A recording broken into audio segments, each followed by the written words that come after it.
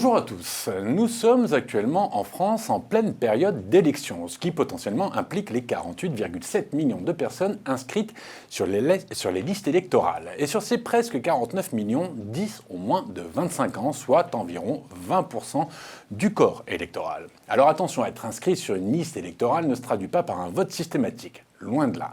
Non, la question que nous allons nous poser aujourd'hui n'est pas de savoir pour qui votent les plus jeunes, mais pourquoi et comment votent-ils ? Enfin, ceux qui votent parce qu'aux élections régionales et départementales de juin 2021, en particulier chez les 18-24 ans, le taux d'abstention a atteint des records. Alors est-ce à dire que le lien entre les jeunes, les institutions et les représentants est rompu ? Ou est-ce parce que cette population, pour qui la radicalité et l'esprit de contestation qui fait partie de leur construction intellectuelle, ne se retrouvent pas dans l'offre des candidats et leurs partis ? Pourtant, les jeunes générations ne sont ni moins engagées ni moins intéressées par la politique que leurs aînés.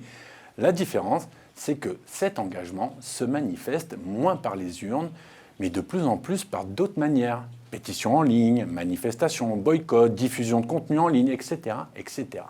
Oui, nos jeunes sont politiques et ils sont engagés, déterminés, comme mon invité qui veut penser l'après.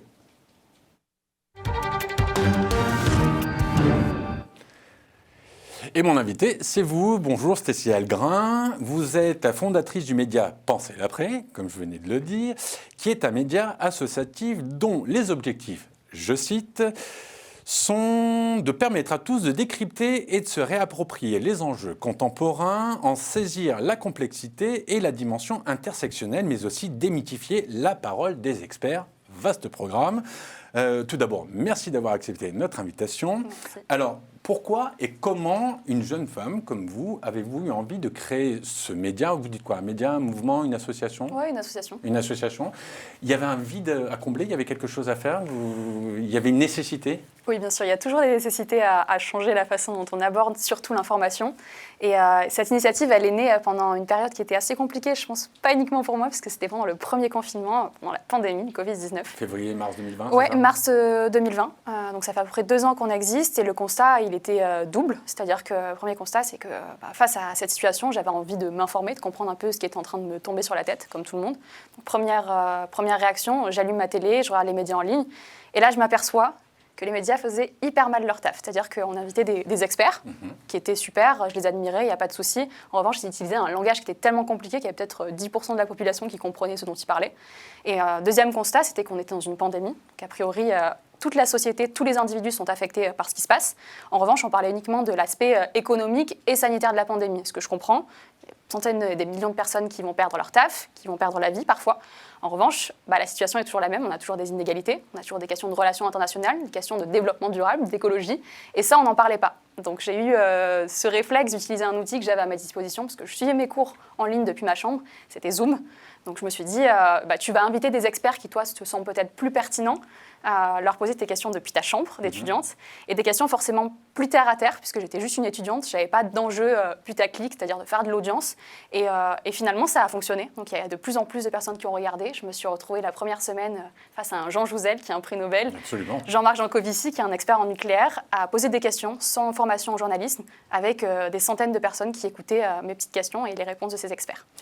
Quand vous dites que leur discours, au début de la pandémie, donc au moment où personne ne savait exactement ce qui se passait, était incompréhensible ou trop technocratique ou trop spécifique, comment ils auraient pu faire mieux selon vous ? Je pense qu'il y avait un devoir d'expliquer déjà les termes qui étaient utilisés. On parle d'épidémie, de pandémie, de virus, à moins d'avoir suivi peut-être des cours en biologie, en épidémiologie.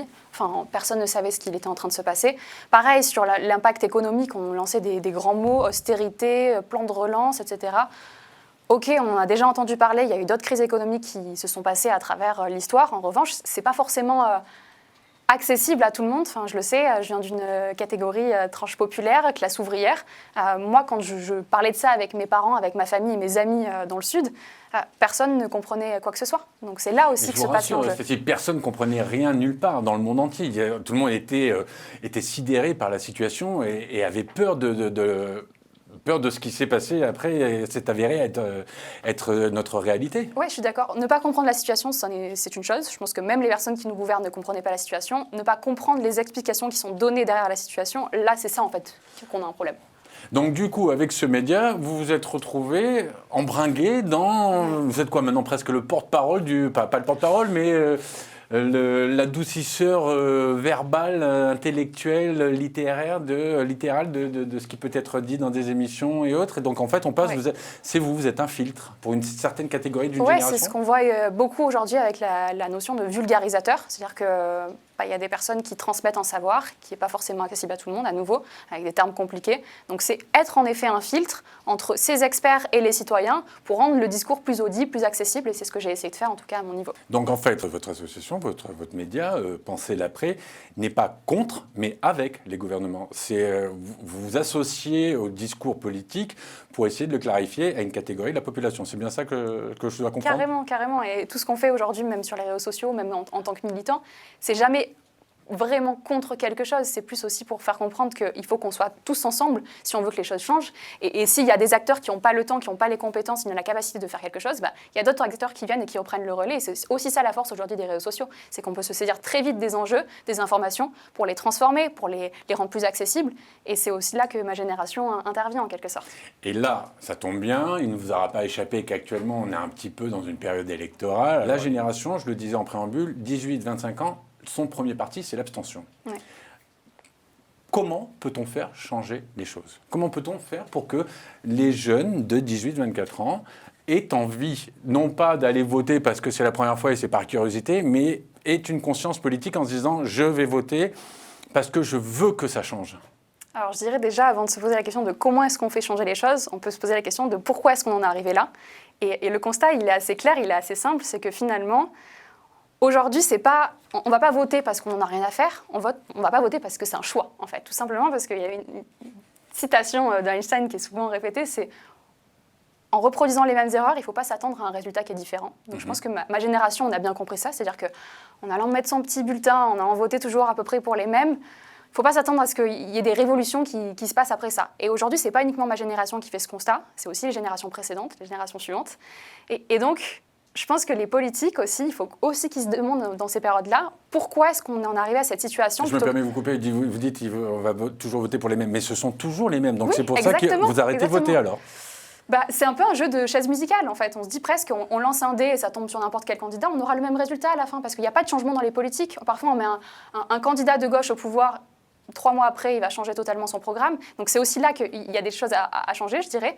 Et puis rassurez-moi, vous ne pensez pas qu'il le fait exprès, on est bien d'accord. Ils ne le font pas exprès, mais il y a un minimum de rigueur à avoir aussi. On n'arrive pas au pouvoir avec des propositions pour changer d'un point de vue social, d'un point de vue environnemental, et quelques mois après, on fait tout l'inverse en se disant « Non mais, bon, c'est pas grave, je leur avais promis ça, je leur avais dit que j'allais changer leur vie, on verra plus tard, et en attendant, on va aider les riches. » Non, on est soit de gauche, soit de droite, à un moment donné, il faut un minimum de rigueur, ou alors pas d'étiquette. C'est la question que j'allais vous poser. Oui. Après l'abstention, l'autre grand parti qui est privilégié par les 18-25 ans, c'est le Rassemblement national, anciennement Front national, Jean-Marie Le Pen, et tout ce que l'on sait autour. Vous me parlez d'égalité, de partage, on est d'accord que le Rassemblement national, c'est pas forcément pour ça qu'ils sont connus. Pourquoi une majorité de cette jeunesse se tourne vers ce parti? Alors déjà, je dirais que ce n'est pas une majorité des jeunes, c'est une grande partie des jeunes qui vont s'exprimer. Donc déjà, pas beaucoup de jeunes, parce que l'abstention est là. Mais c'est sûr, ceux qui s'expriment le plus, pour le coup. Malheureusement, là c'est vraiment, il faut ensuite se questionner sur pourquoi est-ce que ce sont ces personnes-là qui vont s'exprimer. Et à nouveau, il y a des chercheurs qui aujourd'hui le montrent très bien. Comme avec le vote blanc, c'est des votes contestataires. Aller voter pour un extrême, avec toutes les idées qui peuvent aller derrière, c'est plus pour dire j'en ai ras-le-bol des personnes qui ont eu le pouvoir jusqu'ici, les élites, entre guillemets. Parce qu'il y a un sondage aussi de Ipsos qui est paru en 2020 qui disait que 8 Français sur 10, aujourd'hui, avaient l'impression que les élites politiques, économiques et médiatiques n'avaient pas du tout les mêmes préoccupations que la majorité des Français. Donc c'est se poser la question là-dessus. Et ensuite, on peut regarder aujourd'hui Marine Le Pen, qui représente cette mouvance d'extrême droite. Elle s'est quand même saisie des discours autour du féminisme, de l'écologie. Donc certes, initialement, historiquement, ils n'ont pas ces valeurs-là qui sont ancrées en eux. En revanche, ils ont compris que s'ils voulaient s'inscrire dans l'histoire actuelle, dans les révolutions culturelles qui commençaient à y avoir, il fallait se saisir aussi de ces enjeux. Je ne suis pas d'accord avec les valeurs qui sont derrière. Non, je ne suis pas naïve. En revanche, on voit très bien qu'ils ont compris que c'était des enjeux qui étaient importants pour nous. Sinon, ils n'en parleraient pas. Non, mais ça va provoquer encore plus de colère derrière. Ah oui, c'est sûr. D'annoncer ce que les gens ont envie d'entendre et ne pas forcément derrière les appliquer parce que ce ne sont pas les priorités d'un programme. C'est dangereux, ça. Ah oui, carrément. Mais ces personnes-là, pour l'instant, ils n'ont jamais eu le pouvoir. Donc, on n'a jamais pu voir, constater justement qu'il y avait une tromperie, une traîtrise derrière ces discours. Alors, on reproche souvent aux plus jeunes leur insouciance, leur frivolité, leur je m'en foutisme par rapport à la politique qui existe. La preuve, vous êtes bien la preuve que non. Vous n'avez pas l'impression de faire partie de l'exception qui confirme la règle ? Forcément, on a toujours une vision un peu biaisée quand on est aussi engagé que je peux l'être aujourd'hui. En revanche, moi, je fais le constat quand même, d'un point de vue générationnel, avec les chiffres, toutes les études qui sortent, qu'on a quand même énormément conscience de ce qui est en train de nous arriver, que ce soit d'un point de vue crise sociale, crise climatique, on est au courant et on essaie de s'engager. Après, pas forcément d'un point de vue politique. Donc, toutes ces critiques qui ont pu être faites à la jeunesse, on le fait encore aujourd'hui, avec ces arguments de les jeunes sont trop fainéants, il faudrait qu'ils se bougent un peu plus pour aller chercher du taf, pour aller presque avoir des droits. C'est un peu ces arguments des gens qui ont galéré et qui ont envie que les générations suivantes galèrent autant qu'eux. Est-ce qu'on ne pourrait pas sortir de là-dedans pour se dire j'ai galéré, j'ai envie que les générations futures aient un meilleur avenir, une meilleure situation que la mienne. Donc je pense vraiment qu'on est engagé, certes. Après, il ne faut pas se leurrer, il n'y a pas de génération climat, il n'y a pas de génération engagée. Il y a eu des personnes engagées dans toutes les générations. Maintenant, il faut qu'on nous donne les outils, les armes pour que ça se réalise et que ce ne soit pas juste des mots et des grandes manifestations, des grands cris, sans que derrière, on donne réellement une place aux tables où les décisions sont prises finalement. Alors, je le disais, vous êtes une jeune femme engagée, consciente de la réalité de votre société. On va regarder un petit sujet qui revient sur plusieurs années, de 1974 à 2022, et on va écouter les vôtres. Votre communauté, on va voir comment ils réagissent à la politique, la représentation des politiques, et vous me direz ce que vous en pensez juste après. Regarde. Pour la plupart d'entre nous, ce sera premières élections présidentielles du moins. Donc voilà, c'est un grand moment, puis c'est ces élections-là où on va pouvoir changer les choses, parce que les jeunes mobilisés, on a le pouvoir de voter maintenant, donc c'est important et c'est vraiment décisif. C'est important de voter maintenant parce qu'on voit ce qui peut se passer quand on vote pas, et là l'abstention c'est ce qui a fait passer Le Pen. On n'a pas eu de grands changements en fait. Chaque fois, ils annoncent toujours des grands programmes avec des grandes lignes, etc. Mais en fait, nous, le changement, on le ressent pas en fait. Ils font leur guéguerre entre eux et ils veulent pas se regrouper pour faire un truc concret, pour aider la France et nous, entre guillemets, même si on est des fourmis dans ce monde, pour faire avancer. Aujourd'hui, oui, on est des fourmis, on est 68 millions de Français, alors je pense que le vote à Étienne et moi va rien changer de toute façon. Qu'on aille voter ou qu'on vote pas, ça changera pas grand-chose en soi. Je pense qu'il y a une possibilité et en tout cas on va tout faire pour, on va se battre, on est sur les terrains, sur les marchés tous les dimanches, on tracte, on met dans les boîtages et tout ça, donc on parle avec les gens, on les écoute et on a vraiment pris le pouls du pays et on veut vraiment faire avancer le pays avec chacun des citoyens. Parce que j'ai l'impression que ça n'a aucun impact, que peu importe pour qui on vote, le résultat sera le même. Dans les médias, ils présentent trop des gens qui se disputent, c'est superficiel. Je suis de très loin la politique et il n'y a vraiment rien d'intéressant dans le monde politique. À l'extérieur, il y a des citoyens qui font des trucs super intéressants, mais dans le monde politique, vraiment, non.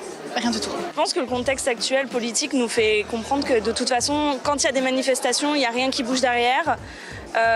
Quand il y a des gens qui montrent qu'ils ne sont pas contents, il n'y a rien qui bouge derrière. Donc en fait, aller voter, c'est un peu, on a l'impression que ça ne sert à rien. La place du président, elle est essentielle. C'est lui qui va prendre des décisions. Alors il n'est pas seul, bien sûr. Mais notre vote qu'on va faire maintenant, il va avoir une influence sur toutes les années qui vont venir. Donc c'est vrai qu'il faut faire un bon choix et un choix éclairé et avoir toutes les informations qu'il faut. Parce que c'est notre avenir qui est en jeu en soi. Stécie, 1974-2022, même combat ? Même combat, et puis je suis hyper surprise et ça me redonne espoir en cette génération, en tout cas la jeunesse à toute époque, parce qu'on voit qu'on est éclairé, on voit qu'on est conscient de ce qui se passe, malgré ce qu'on essaye de dire sur la jeunesse. On n'aurait pas l'expérience nécessaire pour comprendre les enjeux qui sont monstrueux aujourd'hui. Avec ce genre de témoignages, on comprend que si. Les femmes, les hommes, les jeunes femmes, les jeunes hommes, vu de l'extérieur, on a l'impression que les femmes sont beaucoup plus impliquées et beaucoup plus prêtes à aller se battre. Vous le ressentez, vous, sur le terrain ? Oui, bien sûr. Je pense qu'il y a une différence d'émotion ou de sentiment, en tout cas, entre les femmes et les hommes. Là, comme on pouvait le voir, les hommes sont globalement blasés. Ils sont assez désespérés par la situation. Les femmes sont en colère. Ouais. Et en fait, c'est la colère qui fait bouger aujourd'hui. On a tendance à dépeindre ça comme une émotion négative qui n'apporte que du négatif finalement dans nos vies, alors que toutes les révolutions sociales, elles ont été battues là-dessus, sur de la colère, un sentiment d'impuissance parfois aussi qu'on a pu entendre ici. Donc il faut que maintenant on arrive à catalyser toutes ces émotions pour avoir un vrai changement. Et à nouveau, on retrouve beaucoup de choses qui sont assez claires sur la vie politique. On a l'impression que c'est un cirque, c'est-à-dire que c'est des gens qui viennent s'aboyer dessus sur des plateaux, on n'entend jamais leurs idées. Pareil, aujourd'hui, avec la campagne présidentielle, les programmes, on commence à en parler une semaine avant l'élection. Enfin, où est-ce qu'on est ? Il y a juste une pandémie et une petite guerre. Alors on décale les élections. Alors si on n'a pas le temps de parler des programmes, on ne va pas mettre une personne au pouvoir pendant 5 ans encore, alors qu'on ne sait même pas ce qu'elle défend comme idée. Enfin, mais alors très bien, on décale les élections, c'est une bonne solution. Mais qu'est-ce que vous dites à ceux qui déjà ne supportent plus 5 ans de la politique qui a été menée ? Vous croyez que les partisans de la France insoumise, du Rassemblement national, de ceux qui sont dans l'excès et dans l'extrême, vous pensez qu'ils vont accepter d'attendre encore que la guerre se termine, alors qu'elle peut durer des mois et des mois ? Je ne vais pas parler au nom d'autant de personnes, mais en tout cas, dans les cercles que je fréquente aujourd'hui, qui sont plutôt de gauche, on va le dire, beaucoup de gens auraient aimé que ce soit décalé, en tout cas de quelques semaines ou autres, pour qu'on ait le temps d'enclencher une vraie campagne avec des débats entre les candidats présidents ou pas d'ailleurs.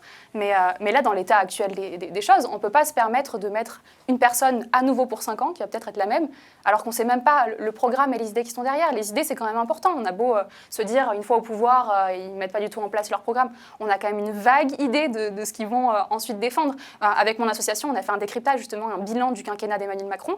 Il a quasiment respecté toutes les promesses, toutes les choses qui étaient dans son programme de 2017. Donc c'est quand même assez effarant de se dire, on a l'impression qu'ils ne font pas ce qu'ils ont promis. C'est quand ils font ce qu'ils ont promis, parfois, que c'est effrayant. Et ce que j'entends que vous êtes en train de dire, je l'entends aussi dans les manifestations qu'il y a eu à New York, avec les sittings. On a l'impression qu'il y a cette jeunesse, il y a quelque chose, une lame de fond qui est en train de monter. À quand un parti jeune, un parti mondial, c'est quoi ? C'est le rêve de tous Je dirais qu'on a eu des partis de vieux, ça on a connu. Est-ce qu'on va faire la même chose avec des partis de jeunes ? Non, j'ai pas envie. Au contraire, c'est tous ensemble qu'on va réussir à changer les choses. On a aussi besoin de l'expérience des plus âgés. On a besoin de l'utopie, de la dynamique, de l'énergie des jeunes. Et c'est ça ensemble qui va réussir à créer quelque chose qui change. Et si on arrive aujourd'hui à avoir une vision qui est aussi globale, c'est non seulement parce qu'on n'arrête pas de nous rabâcher dans le monde scientifique que les changements, c'est à l'échelle systémique, et aussi parce qu'on a les réseaux sociaux. Oui, vous avez des outils qu'on n'avait pas. On a des outils, voilà, c'est des révolutions aussi qui se passent par les outils qu'on utilise. Il y a eu Internet, maintenant on est dans l'ère post-Internet. On voit très bien que grâce aux réseaux sociaux, on peut voir les révolutions qui se passent à l'autre bout du monde.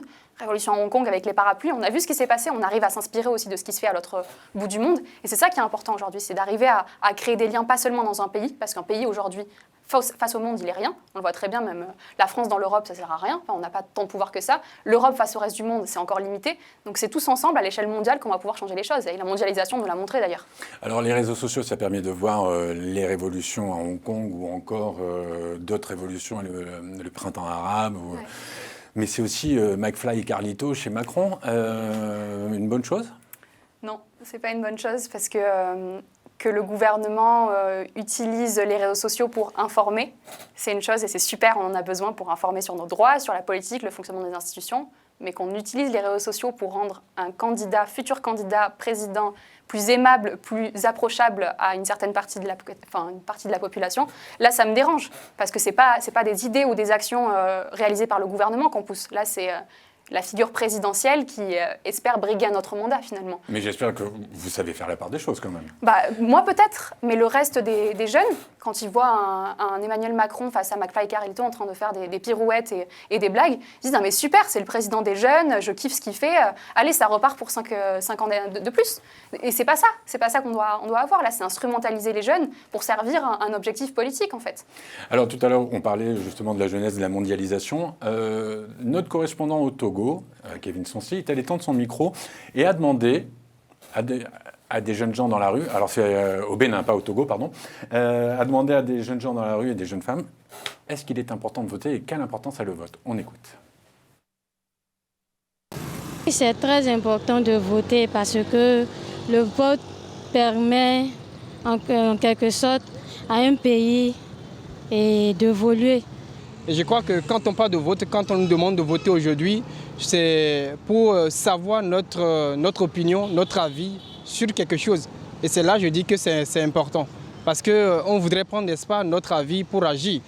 Et puisque nous sommes dans la société, notre avis importe. Ça importe vraiment. Il est important de voter parce que quand tu ne choisis pas toi-même celui que tu veux, tu seras obligé de subir n'importe quelle décision que celui que tu n'as pas choisi va prendre. J'invite tous les Béninois à aller voter au moment opportun afin d'éviter des troubles de gauche à droite pour donner une image claire à notre nation au-delà des frontières internationales.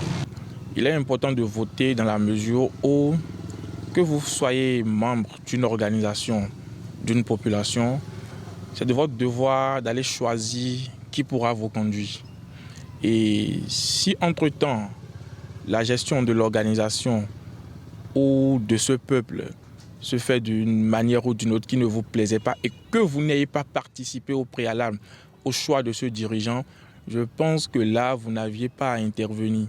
Donc je voudrais juste appeler tout le monde à obligatoirement accomplir ce devoir qui nous permettra de remplir pleinement tout ce qu'on met dans la démocratie, gestion du peuple par le peuple et pour le peuple.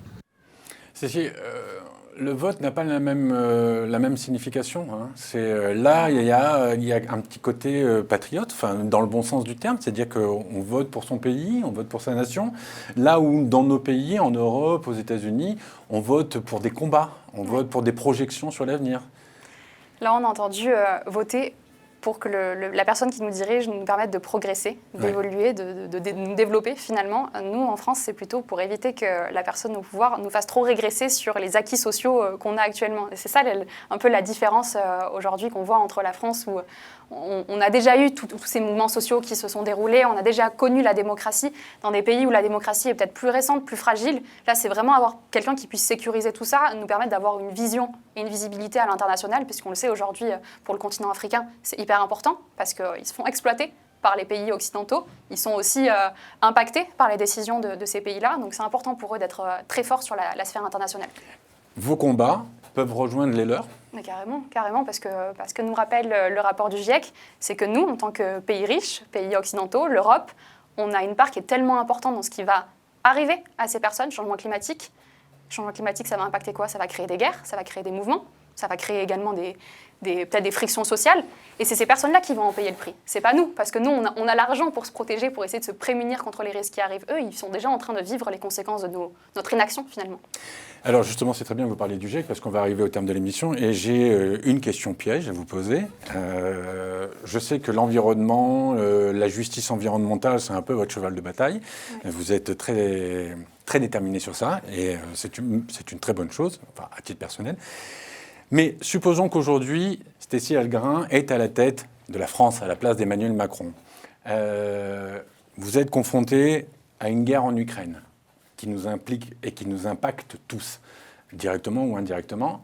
Et vous venez de recevoir sur votre bureau le 3e volet du GIEC qui est en train d'annoncer une catastrophe à venir si rien n'est fait. Mais quand on dit rien n'est fait, c'est-à-dire on change tout.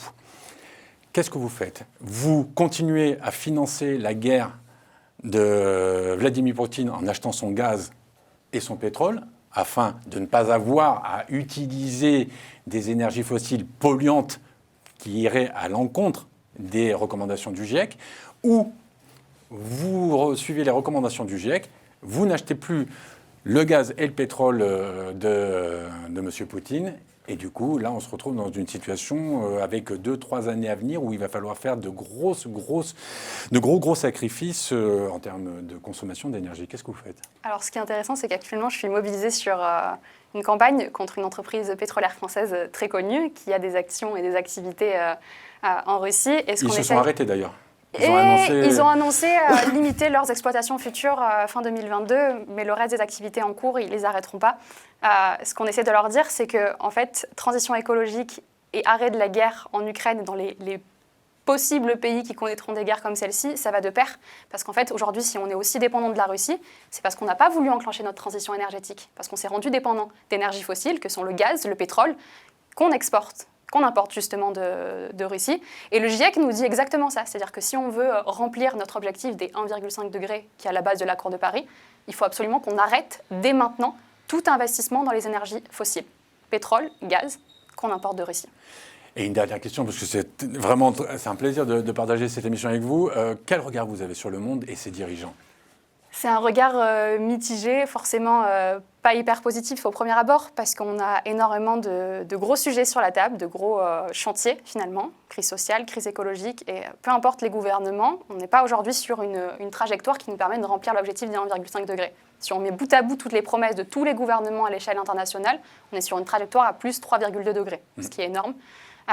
Donc on voit très bien qu'il y a une inaction un peu généralisée, même s'il y a des choses qui arrivent. C'est là que justement j'arrive à avoir un regard assez bienveillant aussi sur certains gouvernements et certaines personnalités politiques. Typiquement sur les questions de féminisme, on ne dirait pas, mais l'Espagne est hyper en avance. Ils viennent de créer des tribunaux spécialisés sur les violences sexistes et sexuelles. On n'a pas ça en France. En Allemagne, avec les coalitions qu'ils arrivent à créer entre des partis de gauche, justement pour rapporter un peu de débat, de discussion politique au sein des gouvernements. Donc j'ai aussi de la bienveillance, évidemment, parce qu'il ne faut pas oublier que ces personnes qui nous gouvernent, ça reste avant tout des humains. Donc parfois, ils font des erreurs, ils font des conneries, comme nous, comme vous. Et en même temps, ils ont une charge de travail et une charge sur les épaules qui est quand même assez énorme. On a tendance à l'oublier, on attend beaucoup trop. Et ça, c'est aussi la faute au présidentialisme qu'on a laissé beaucoup trop se développer aujourd'hui. Donc il faut, selon moi, essayer de recréer un renouveau démocratique, finalement, en donnant plus de poids aux contre-pouvoirs que sont, par exemple, le Parlement, la Cour des comptes, les citoyens, et essayer de retirer un peu de ce poids qui, aujourd'hui, pèse beaucoup trop sur les épaules d'un seul homme ou d'une seule femme. Alors, je le disais, on arrive à terme de l'émission, donc c'est la minute promo. Oui. Pensez l'après, on fait comment si on veut adhérer, si les gens qui nous regardent ont adoré votre discours, qui en plus est construit et pertinent, qu'est-ce qu'ils font ? Alors pour rejoindre Pensez l'après, c'est hyper simple. On est présent sur tous les réseaux sociaux, Facebook, Instagram, Twitter. Vous nous envoyez un petit message, on peut vous répondre. Et après, on a plein de missions différentes, communication, partenariat, des programmes aussi à destination des jeunes pour les éduquer sur les questions de démocratie, d'écologie, de féminisme.